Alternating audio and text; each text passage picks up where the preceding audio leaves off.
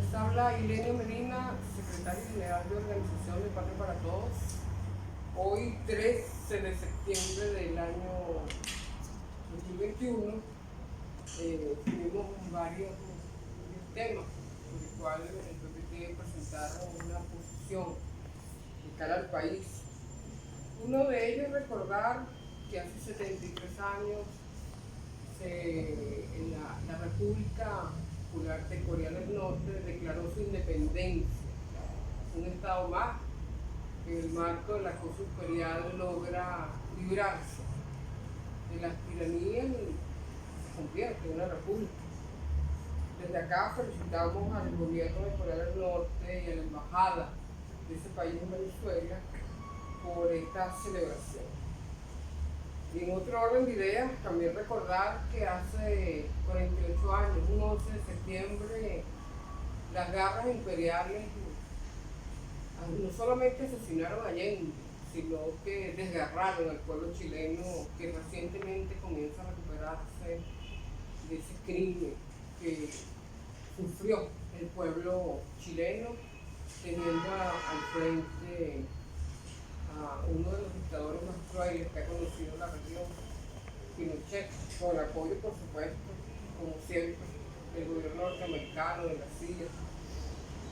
Y hace 20 años atrás, también un 11 de septiembre, se dieron dos efectos, en el mismo año y el mismo día, que son una expresión de la doctrina Monroe, de la determinación de los factores norteamericanos de querer continuar imponiéndole su política o su apolítica al mundo. Uno de ellos fue el autoatentado a las Torres Gemelas en Nueva York, vendido al mundo como un ataque terrorista de factores ajenos. Y realmente como resultó de una investigación del Congreso norteamericano, el atentado no fue tal, sino un autoatentado. Joe Biden acaba de señalar que van a publicar unas declaraciones, pero no publica nada de la investigación que hizo el Congreso norteamericano en esa oportunidad, o de la declaración de Lyndon LaRouche, que señalaba que eso había sido un autoatentado del gobierno de George Bush, hijo, contra la sociedad norteamericana y contra el mundo. Y en la misma fecha, cuando el mundo vio en vivo y en directo el autoatentado a las Torres Gemelas, en Lima, Perú, se iniciaba la Asamblea General Extraordinaria de la OEA para aprobar la Carta Democrática Interamericana, que en ese momento era la segunda vez en que se intentó imponer, y varios estados, entre ellos la delegación de Venezuela, tenía serias preocupaciones sobre esa Carta Democrática. Y Colin Powell, que era el secretario general, el secretario de Estado del gobierno norteamericano, exigió que se aprobara inmediatamente, sin posibilidad de hacer una segunda revisión. Y psicológicamente todos estábamos absolutamente atónitos, sorprendidos de la brutal agresión, que en ese momento nadie pensó que fuera una brutal autoagresión, pero es lo que hace Estados Unidos o el grupo del establishment norteamericano.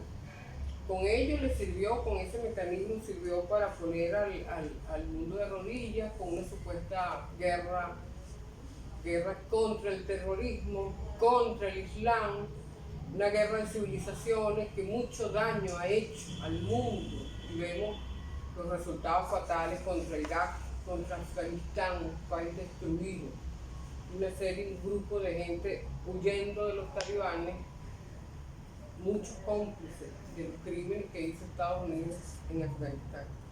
Y sabemos lo que ha hecho la OEA con la fulana Carta Democrática Interamericana, lo que ha hecho es apañar golpes de Estado. No quería, fue obligada prácticamente por la fuerza de nuestra delegación en la OEA, el golpe de Estado contra Chávez. Tuvieron que doblar las rodillas y entender que por la propia carta, con todas sus debilidades, tuvieron que reconocer que hubo un golpe de Estado contra el presidente Chávez. Fue el 11 de septiembre del 2001. Recordemos que abril del 2002 fue la primera vez que se utilizó la Carta Democrática y tuvieron que utilizarla en favor del presidente Chávez. Y la han utilizado como instrumento injerencista en América Latina contra Evo Morales. Todos sabemos, bueno, las terribles deficiencias morales y jurídicas que tiene la Organización de Estados Americanos. Por otro lado, recordando esos hechos históricos, pero que están presentes en el sentir de los pueblos del mundo, en la comunidad de los pueblos, pasamos a un segundo hecho que de alguna manera también tiene que ver con las acciones terroristas de la derecha fascista en Venezuela y sus cómplices.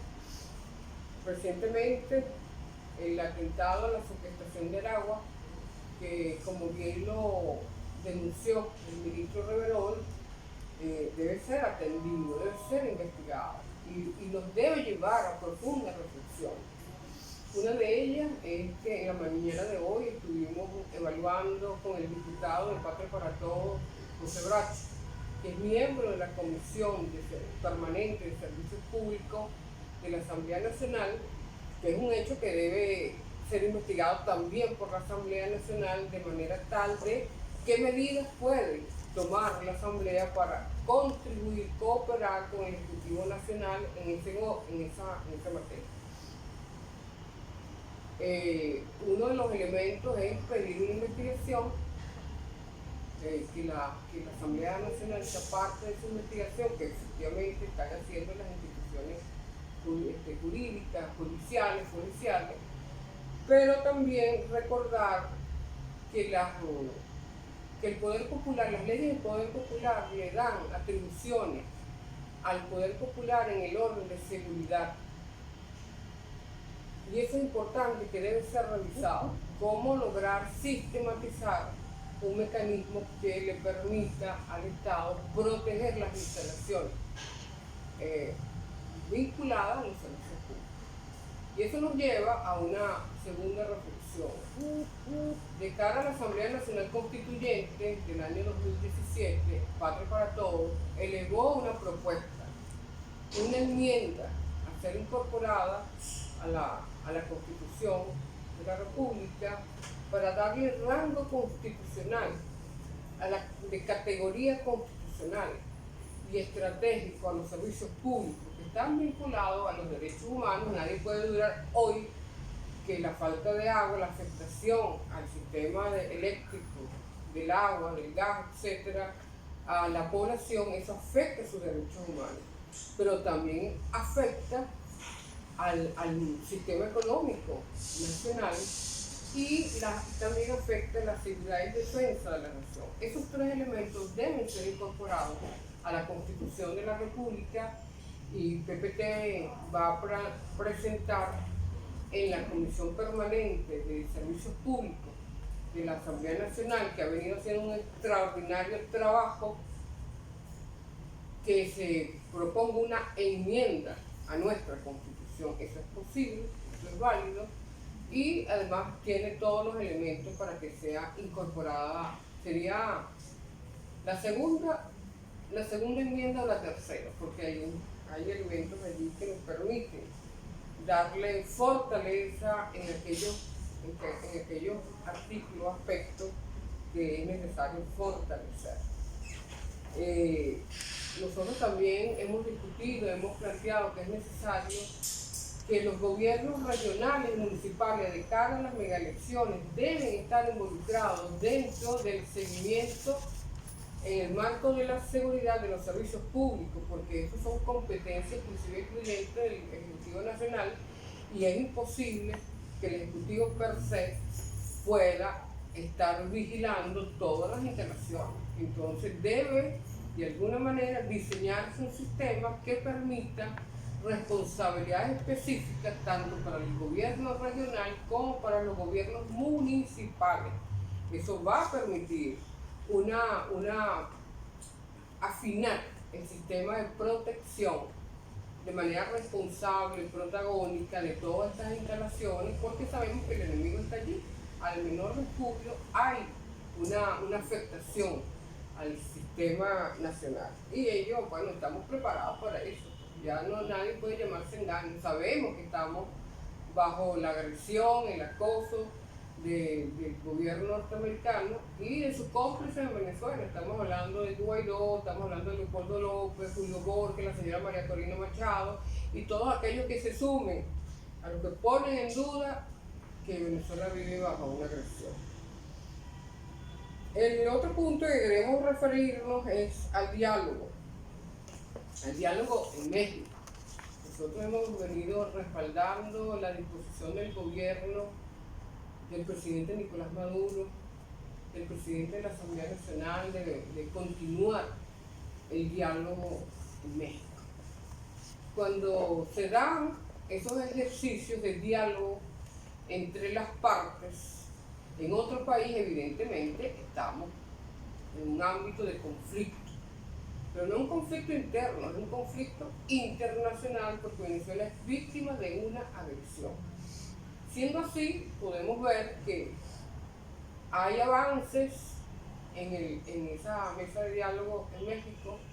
2 acuerdos se han aprobado. Uno es donde se ratifica que la derecha extrema finalmente aterriza y corrige sus graves errores y coincide con el gobierno de la República Bolivariana de Venezuela, que Venezuela tiene derechos históricos sobre el Esequibo.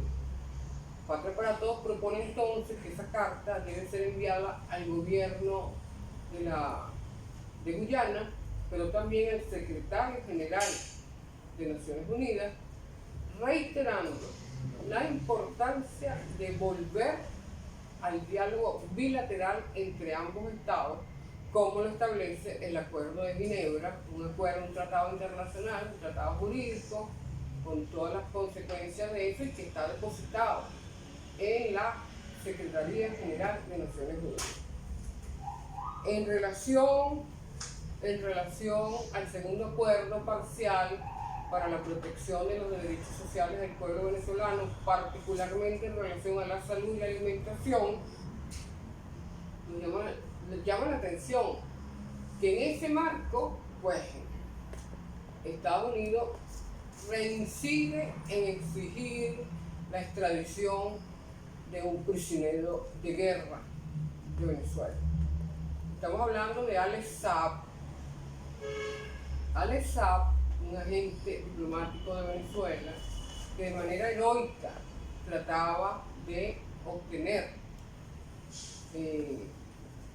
recursos y proveer alimentos al pueblo de Venezuela siguiendo instrucciones del gobierno nacional y en el marco del derecho internacional humanitario, que organiza y reglamenta los conflictos, las guerras. Esta no es una guerra válida, es una agresión brutal. Por lo tanto, Alex Saab es un prisionero de guerra del gobierno norteamericano y en esas condiciones, de acuerdo al artículo 4 del Convenio Tercero del Derecho Internacional Humanitario, el Convenio de Ginebra, Alex Saab debe ser entregado a la Cruz Roja Internacional o para entregarlo a Venezuela, seguro, asegurando su vida, o al gobierno de Noruega o al gobierno mexicano. No puede de ninguna manera el gobierno de Cabo Verde extraditarlo al gobierno norteamericano porque estaría cometiendo un grave delito. Estaría haciéndole daño a un prisionero de guerra que, de acuerdo a ese artículo, es un proveedor, como efectivamente es, y debe ser protegido por las normas del derecho internacional y debe ser liberado de manera inmediata. Por ello es importante que la señora Bachelet hoy, cuando ella da su declaración ante el Consejo de Derechos Humanos en Naciones Unidas, Ginebra, no solamente no menciona ese hecho, sino que la señora se permite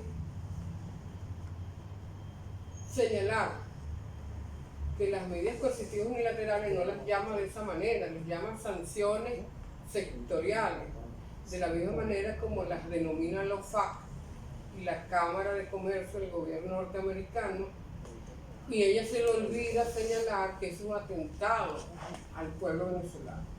Ella debe referirse a las supuestas sanciones, que es un crimen de lesa humanidad, debe denominar las crímenes de lesa humanidad, y ella se hace cómplice de ese léxico que busca ocultar la agresión que sufre nuestro pueblo. Patria para Todos se ha declarado que va a ser vigilante tanto de los partidos de la derecha como de los factores internacionales que buscan ocultar el crimen que le han hecho y le siguen haciendo a nuestro país.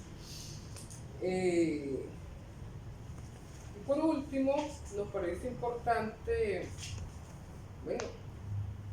señalar a Duque nuevamente con su falso positivo, tratando de impactar sobre el diálogo en México, haciendo falsas acusaciones, como si el mundo entero no lo supiese, que son una fábrica de asesinos, que no solamente enviaron desde territorio colombiano a un grupo de mercenarios para asesinar al presidente, el alto mando militar en Venezuela, sino que también mandaron un grupete a asesinar al presidente de Haití. Por lo tanto, debe ser cuestionado, no solamente por el Consejo de Derechos Humanos, sino por el Consejo de Seguridad. Y evidentemente el mundo entero sabe quién es el señor Iván Duque, y lo más importante es que el pueblo colombiano también lo sabe. Bueno, dicho esto, nosotros finalizamos nuestra rueda de prensa y listos estamos para hacer la declaración, responder las preguntas que alguien tenga. Bueno, yo quería preguntarle su posición o su punto de vista, mensaje a Venezuela. Estamos a días de una nueva reconversión, sobre la esperanza que transmite los partidos por el patriótico al pueblo de la recuperación económica del país. Bueno, esa reconversión económica, primero nosotros consideramos que siempre es importante todas las medidas que adopta el gobierno nacional para fortalecer nuestra moneda, para fortalecer el bolívar. Es una lucha que el PPT ha estado dando desde hace mucho tiempo, y eso tiene sus efectos sobre el tema salarial, y que debe estar muy atento también, como recientemente escuché al presidente, sobre la especulación. Fedecámara y los comercios vinculados a Fedecámara no tienen que renunciar a la especulación. Y además de esa reconversión, debe haber mecanismos para evitar que vulneren los precios, porque la medida que vulneran los precios afectan el salario de los trabajadores. El presidente puede todos los días incrementar el salario, pero si todos los días vulneran los precios y cometen crímenes de especulado, crímenes de especulación, evidentemente afecta a todos los trabajadores.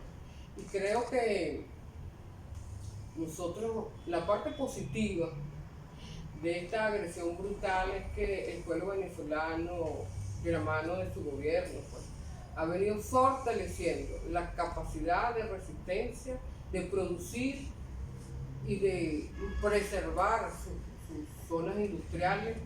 Y eso es parte de un plan que el PPT le presentó al presidente Nicolás Maduro en el año 2019, que era posible nosotros, con nuestra propia fuerza, con nuestro propio talento, con nuestros propios recursos, estoy hablando del pueblo venezolano, salir adelante y no depender del gobierno norteamericano, del gobierno europeo, que de verdad que la historia de estos países está vinculada al saqueo del pueblo soberano.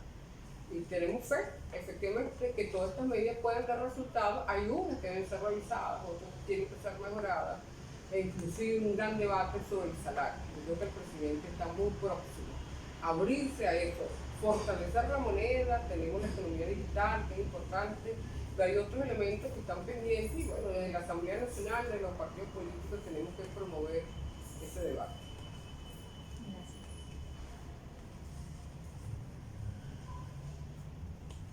una pregunta más. Me dice que no se lo tiene,